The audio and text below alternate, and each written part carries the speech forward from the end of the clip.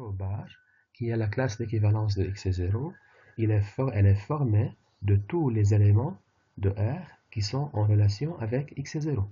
Donc, on va chercher les nombres réels qui sont en relation avec x0. Alors, x appartient à x0 bar quand, si et seulement si, par définition, x est en relation avec x0. Donc, si et seulement si x2 moins x0 carré égale x moins x0, je peux prendre x moins x0 en facteur. Ça fait x moins x0, facteur de x plus x0, moins 1 égale à 0. Alors, x moins x0 égale 0 ou x plus x0 moins 1 égale à 0. C'est-à-dire x égale à x0 ou x égale à 1 moins x0. Donc, x0 bar est formé par les éléments x0 bien sûr et 1 moins x0. Vous voyez, dans x0 bar, il y a certainement x0, puisque x0 est en relation avec x0. N'oubliez pas que la relation est réflexive. Alors, un troisième exercice dans lequel on va travailler sur l'ensemble C et sur lequel on va définir cette relation. Donc, Z, R, Z', si et seulement si, Z et Z' ont le même module. Vous savez ce que c'est le module d'un nombre complexe. Si Z égale x plus y, un nombre complexe, alors son module de Z, c'est racine carrée de x2 plus y2. Alors, on va tout d'abord démontrer que c'est une relation d'équivalence et ensuite on va chercher I bar. I bar, c'est la classe d'équivalence de I. Alors, c'est une relation d'équivalence, je vous laisse le soin de vérifier, c'est très simple. Maintenant, cherchons I bar. I bar est formé de tous les nombres complexes Z qui sont en relation avec I.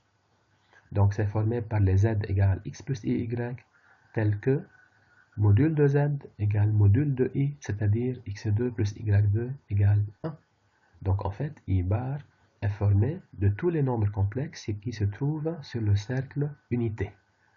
C'est tous les nombres complexes qui sont de module 1, c'est-à-dire tous les nombres complexes de la forme E, I, θ avec θ appartient à R. Alors, on remarque bien que si on calcule 1 bar, eh bien, j'obtiens la même chose, puisque le module de 1, c'est 1.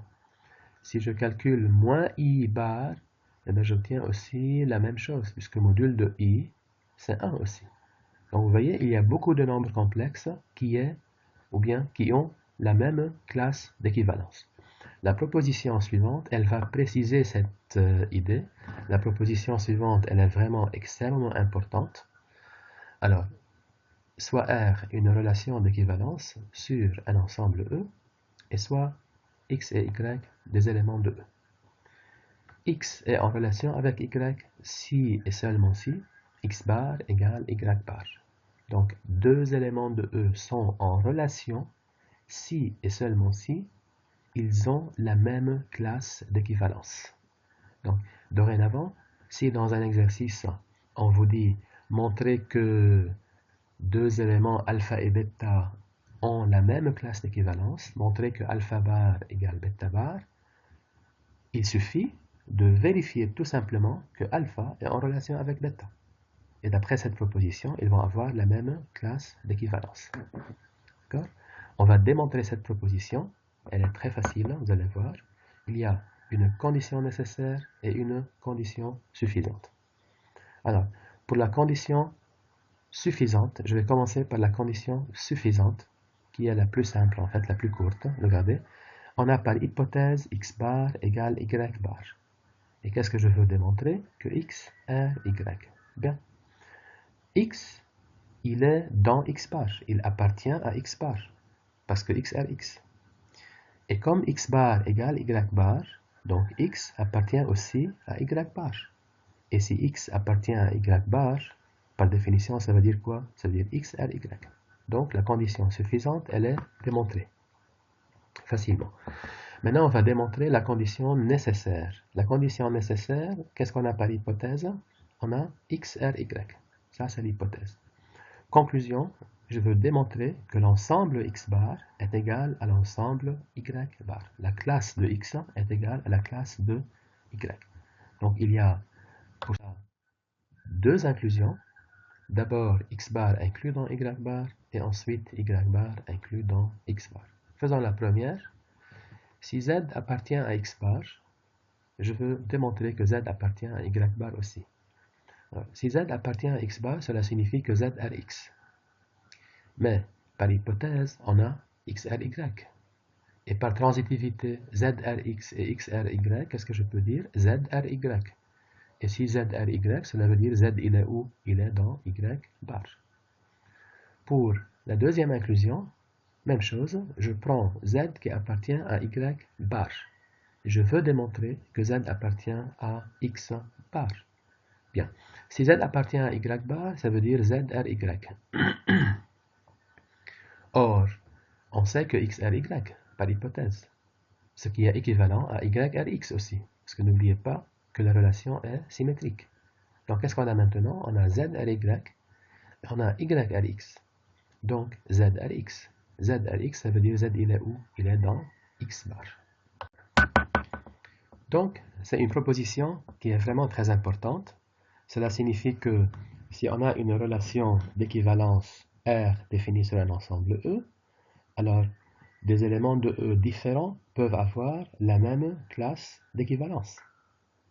Quand est-ce que deux éléments ont la même classe d'équivalence? Deux éléments de E ont la même classe d'équivalence si et seulement si ces deux éléments sont en relation.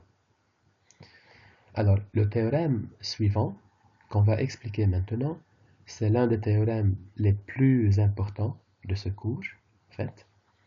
C'est vraiment un théorème extrêmement important en mathématiques et c'est un théorème qu'on va utiliser très souvent dorénavant. Vous allez l'utiliser partout, en deuxième année, en algèbre, en analyse, en topologie, partout.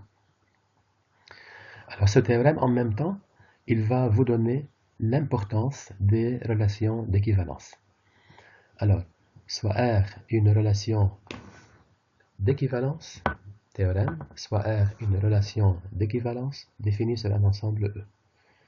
Ce théorème, il énonce que les classes d'équivalence des éléments de E forment une partition de E.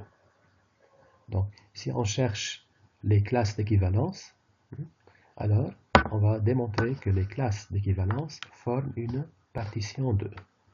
Alors, je vous rappelle les conditions d'une partition. Si E est un ensemble et on a une famille de sous-ensembles de E, alors cette famille de sous-ensembles de E, elle forme une partition de E si on a les trois conditions suivantes. Premièrement, chacun de ces sous-ensembles est différent de vide. Deuxièmement, ces sous-ensembles sont 2 à 2 disjoints. Et troisième condition, la réunion de tous ces sous-ensembles est égale à l'ensemble E tout entier. Alors, avant de démontrer ce théorème, je vais vous donner un petit exemple qui va vous expliquer les choses. Considérons un ensemble E qui est formé par 10 boules. 10 boules. Il y a deux boules blanches que je vais appeler B1, B2. Il y a trois boules rouges que je vais appeler R1, R2 et R3. Et il y a 5 boules noires que je vais appeler N1, N2, N3, N4 et N5. Donc vous avez un ensemble E qui est formé de 10 boules, 2 qui sont blanches, 3 qui sont rouges et 5 qui sont noires. Sur cet ensemble E, on va définir la relation XRY si et seulement si X et Y ont la même couleur. Est-ce que c'est une relation d'équivalence? Bien sûr que oui. Maintenant, chaque élément de E possède sa classe d'équivalence.